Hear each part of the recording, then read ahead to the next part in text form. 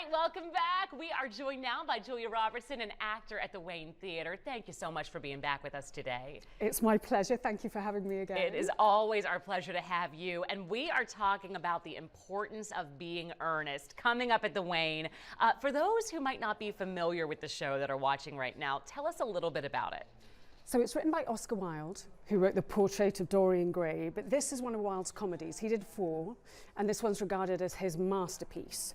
So there's essentially 3 sets of lovers, some mistaken identity, and 2 cheeky chaps who at various times pretend they're earnest in an effort to seduce the ladies that they want in their life. Hilarity ensues. It's very, very silly. Oh my goodness, and I hear it's going to be such a good show. Who do you play in the show?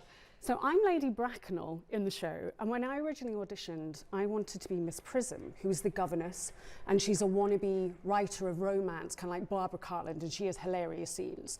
So when Leslie, who's the artistic director, told me I was Lady Bracknell, at first I was like, what? I'm far too young to be Lady Bracknell, because I have a 20-something daughter in the play, but no, I am old enough to be Lady Bracknell, and she's hilarious. She's a little bit like some of the characters you see in Downton Abbey or Bridgerton.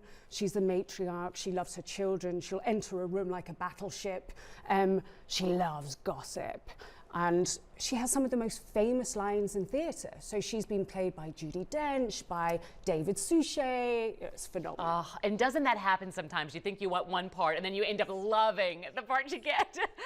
What kind of preparation are you doing for this role?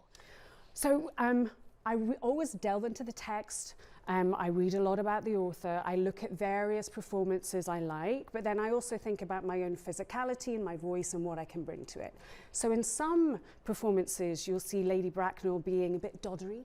You might have a Margaret Rutherford type interpretation where she sees lovers kissing and it's like, oh, I've never seen that before.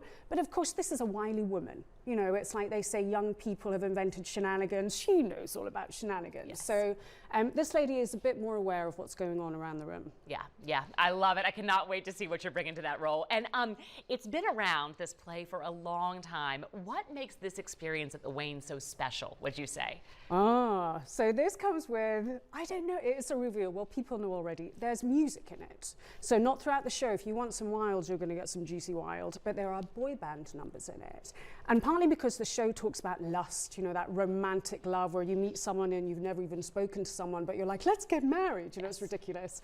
So we have some NSYNC songs in between acts and some various other things with some really great singers in the cast. I love it. Oh man, I grew up right around NSYNC, so I'm really excited. So this is going to be wonderful. What else is coming up at the Wayne? What else is coming up? We have Matilda Jr. and James and the Giant Peach coming up at the end of March, and we have auditions for Little Shop of Horrors.